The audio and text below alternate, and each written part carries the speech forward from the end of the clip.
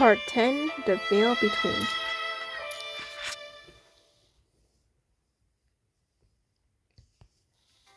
All compelling narratives must be built on a fundamental structure, and the story's resolution must feel and drew its characters to be believable.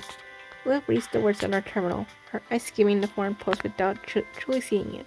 Her attention is scattered, her mind adrift in the fog. Well? Lately, it seems every article and post has echoed the same sentiment, just like yesterday. Yesterday? What had she seen yesterday? Her thoughts pointed to an unexpected void, a perfect blankness where the memory should have been. She suddenly could recall nothing from yesterday at all. A faint knocking sound echoes at the door, like a small animal seeking shelter. This chokes the sudden movement thrilling you as you approach the table, two streaming cups of coffee in your hands. Liv? Oh! I'm so sorry. For a few seconds, Liv remains frozen under your gaze. Then, blinking, she shakes herself free and hurries to the door. A small girl with long blue hair stands there, twisting her hands. Upon seeing Liv, the girl carefully extends her hands, offering a handful of wild fruits. Good morning. She crouches down with a smile, bringing herself to the girl's eye level, then accepts the gift with both hands. Good morning, Aisling. Thank you. You must have worked really hard to get these. Though, you really didn't have to bring fruits. Every day? With her words hitched for a fraction of a second as she tries to recall their time spent together.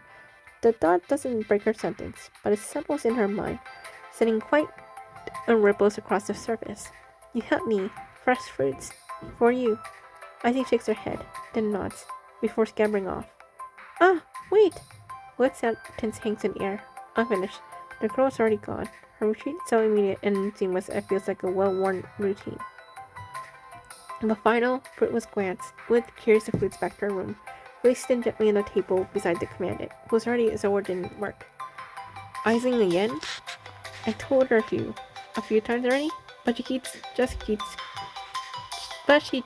coming. Commandant, you're still working?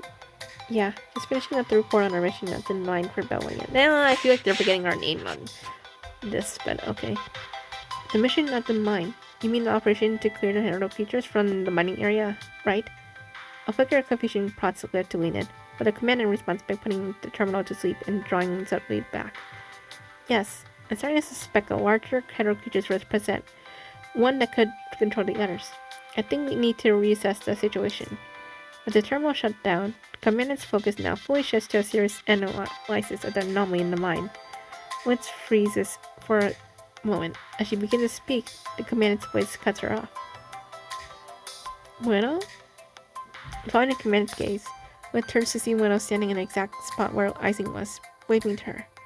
Good morning, Liv. Sunlight dampens Bueno through the swaying trees' shadows. In the shifting light, Liv's mind sharpens, her eyes narrowing with newfound clarity. Liv and Bueno stroll to the conservation area, talking idly on their way to the central plaza. Those medical techniques you shared have been incredibly useful. I'm planning to compile it into a pocket handbook to improve field safety for everyone. I see. I'm glad to hear it. Liv graces to the deep reaches of the conservation area, where a heavy mist clings to the overlapping mountain peaks, blurring all boundaries between sky and earth. You don't seem very interested in this topic. Oh, not at all. I was just lost in thought. I thought you'd be happy to hear about this. I am happy. Really. It was just something else that crossed my mind. Liv pulls her gaze away from the distance and turns to face Bueno. You don't seem as worried as before. When we first met, you were always very honest, but I could feel you keeping a careful distance from Commander and me. You don't like it? I thought our relationship would be closer because of Aisling. An odd sense of dissonance hangs between them as they enter the central plaza. The plaza is dotted with small clusters of people, where within one group, a familiar small figure with blue hair catches their eyes. Gazing at the playful Aisling in the distance, Bueno takes a few steps forward and seizes the opportunity to change the subject. I know I said this many times already, but I still want to thank you for saving Aisling. Back then, if you hadn't been there... Liv's voice is soft, but it definitely catches the words Bueno let slip. The conservation area The conversation cuts off mid-sentence as Widow gets momentarily still. Her head turns slowly. She fixes with a look of bewilderment. Back then, if Commander and I had been there, I think would have been lost in the mine forever. Yes, without your help. She would have died in the mine a few days ago. So, what exactly do you mean by a few days ago? Oh! How many days have passed since we brought Eileen back? Bueno. Oh my goodness, creepy! You said that you find a new adopted family for her. Might I ask, how's it coming along? Why am I creeped out? The warmth gradually drains from Lid's voice. I'm sorry, I don't understand what you mean. You seem upset. Oh my gosh, she's so creepy. Has Eileen been misbehaving? Is that what's bothering you? It has nothing to do with Eileen, Widow. Something has been keeping commandant from me. Someone has been keeping commandant from me. That's fine. That's it. What? Ever since that disorienting moment at the dining table, Will has been running constant diagnostics on her internal perception modules. She has meticulously sorted through the fragments and consistency again and again. The word sense of time, the endlessly stretching autumn days, and Liv lowers her gaze. I don't really understand what you're saying, Liv. Are you doing unwell? Such a convincing illusion you crafted. You almost completely got me. What's going on? Why am I... A faint smile touches Lid's lips. The ghost of a memory in her eyes. Why is she acting, psycho a little bit? Not gonna lie. But that's not the great Raven commanded. The smile drops from Lid's face. She regards the widow. Her expression wiped clean up all emotion. Tell me, where's commanded? Oh god, we got kidnapped again? Oh, like, can we not have one... Well, actually... Is there a chapter where nothing bad happens to us? For one chapter, well, I can't really say anything because I mean, this is post-apocalyptic game, so anything could happen. So,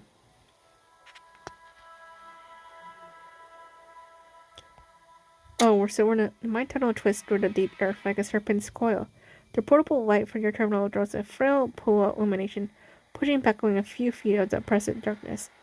Where are we now? Timid voice breaks the silence at your side.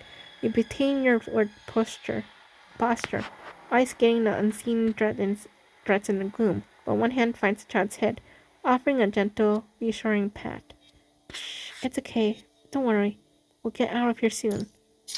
As you round a corner, still murmuring comfort, you draw a knife and score a fresh mark into the rocky wall. With emotion, a torn strip of cloth bound tightly around your arm flutters. Your gaze involuntarily catches on it, and the sight unleashes the recent memories. Dude, I thought we were with her. Oh my gosh, the two of you. Sometime earlier, the two of you were preparing to leave the mine with the little girl. Then, a deep, thunder-like rumbling echoes through the rocky cavern. The mine shuddered in intermittent spasms, likely caused by aftershocks from the explosion earlier. From the darkness, occasionally came the sound of rock layers cracking and shifting. Oh. Ugh. Liv pressed a hand to her temple, her steps faltering. You're mine. Hmm? The moment you try to steady her fluctuating mind, a searing, needle-like pain stabbed into your own mind. The varying surroundings begin to blur, split, and double before your eyes. What's going on? There was no time to determine if it was the minerals or the head of creatures. You grabbed your coat and forcefully tore a long strip from it. Commandant? You then wound the other end tightly around your forehead. That was a physical anger, so even your minds descended into chaos together. We didn't lose each other. Are you alright? Eileen timidly tugs at the edge of your coats, pulling you back from the grip of memory. The broken half of the cloth strip remains tightly wound around your arm, but Liv is nowhere to be seen. I'm okay. Ugh. A sudden, searing pain whisks through your skull. You stumble, the world tilting, and barely catching yourself from falling. Are you okay? Ever since the separation from Liv, Presence has been trying to attack your consciousness, or more precisely, your mind beacon that still connects you to her. The thoughts have repeated, wave after wave, but each has shattered against your mental defenses. Now, as the latest one recedes, you push back against the rock wall, steadying yourself as you struggle to your feet. I'm fine. Let's keep moving. With the child close, you advance. At every fork in the tunnel, leave a clear mark, a guide for live, and a trail of breadcrumbs for yourself.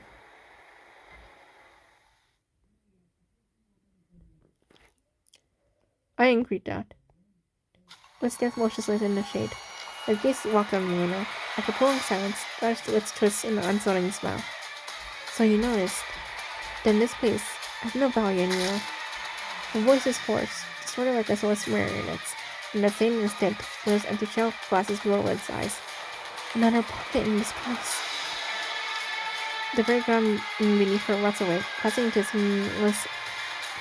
seemingly bottomless world flow. The darkness is all the world whole. Will rushes into the air as the sky shatters like a mirror, fragmenting into 1,000 glittering shards. And then, a pulse of normal sounds echo through her mind. It's a deep, resonant hum of the mind tunnel that floods her audio receptors. Will jolts awake in absolute darkness. Command is nowhere to be seen. The ground trembles faintly. An earthquake, perhaps. For her lies the mind tunnel. Damp, dark, dripping with stalactites. Eerie minerals glow from the walls, and a twisting abyss coils her head like the spine of some massive serpent. She never left the mine. A fracturing pain radiates from her mind, a relentless cycle of memories being stripped away from clumsily rebuilt against countless moments. Then, everything ceases, freezing to cease, a single stark point in time. Why are you sleeping there, like that? The child seems unable to grasp this concept of death. She only stares at the two adults lying on the ground with puzzlement, wondering why they didn't simply stand up and continue on their way. They must be just very tired. They'll wake up later. Lilith kneels down and gently pulls the child into her arms, shielding her from the grinning spectacle. Commandant, can you please take her to the next junction ahead? I'll take care of things here and join you later. Alright. A deep, thunder-like rumbling echoes through the rocky cavern. So it started back in. Pain still flickers through her precision modules, but Lip pushes past it, pulling out her terminal to contact the commandant. The terminal emits a weak, final dead tone, a complete comms blackout. As a last resort, she closes her eyes and plunges her consciousness into the depths of her mind, reaching for the familiar signal of the commandant's mind beacon. Ugh. Her mission blurs and trembles violently, the environment smearing to a dizzying double exposure. With no other option, she has to terminate the intent within her mind. She stacks against the tunnel wall, collaborating the fluctuations of her visual module. Her trembling hand slides down the cold stone, and her fingers find an unnatural etching carved into the rock. It's a mark left by commandant, a triangular symbol meaning enter from here, is etched into the rough rock. Return from here, and then the next mark. Further along this path lies the side tunnel where she buried the two foster parents. A quick check confirms nothing is amiss. The temporarily sealed branch entrance remains as she left it, obscured by rubble and soil. And then, as her fingers trace the rock wall, a voice suddenly calls out, raising Liv in her tracks. Aisling! Lena? Rachel's audio has been glitching with mind interference, but her audio is clear. She knows the voice instantly. How come she's in the mine? Could she still be trapped in the illusion right now? Holding her breath, Liv slowly moves toward the sound of Luna's voice. I'm creeped out. Aisling, are you there? Aisling. Luna paces anxiously through the dark, winding tunnels calling Aisling's name in a hushed tone, likely afraid of drawing the attention of hetero creatures. Aisling? Can you hear me? She seems equally unfamiliar with the passages. In just 20 minutes, she has backtracked through the same branch 3 or 4 times, repeatedly taking wrong turns. Casino Shadow, Liv watches, scrutinizing her every move. She doesn't trust Luna. No kidding? Whoever or whatever is leaving the solution must know Luna's intimately to use her as such a central puppet. That alone suggests Luna may not be as innocent as she seems. It's just that Will weighs her options carefully. The visual logic compromise. She can't tell if her disorientation stems from mind fluctuations or physical shifts in the tunnel layout. Communications are still down. She can't reach commandant, Recalibrating her mind to locate Commandant's mind beacon will cause more process time. Under these conditions, anyone on the mind could be a clue to break the stalemate. She must reunite with Commandant quickly. She can't leave Commandant on this dangerous solution. Aisling, are you there? Nearby, Milena drifts through the deep passages like a mournful spectre. Her voice haunting echo to calls the child's name. After first week recalibrating her visual module once more and confronting her battle systems are nominal, Will finally speaks, her voice soft. Milena, is that you? Who's there? Who is it? Milena stumbles backward in a panic, her shoulders pressing flat against the tunnel wall. It's me, Liv. From the mouth of the shadowy side passage, Liv steps into the faint light. I heard your voice. Thank goodness. Who is you? Oh, I don't. Recognizing the familiar face, Leona's face shatters, replaced by a wave of pure, visible relief. Have you seen Aisling? Aisling. Ah, you probably don't know her by that name. The look on her face is raw with urgency. I'm so confused and unmistakably sincere. You know, the one with blue hair and amber eyes? The little girl you gave the gruel to. You helped her once too. Do you remember her? Her name is Aisling? Yes, that's the name I gave her. The family that adopted her never called her that. It's a secret just between the two of us. She's so sus. Oh my goodness. Melancholic smile forms on her face. But I had this feeling that I'm going to lose her again. I'm so creeped out. So far, I'm already in like part 10, and we still don't have any like. Even though I'm really enjoying this sort of chapter, even though I'm creeped out, we don't have any info on like on Lid's past. Like, we started obviously with her mother, and I think I don't even know who Callie is. I think that one is probably maybe her. I don't think it's her mother's name. Might be just a different person. Maybe the nanny, I guess. I don't know who Callie, to be honest. But anyway, yeah.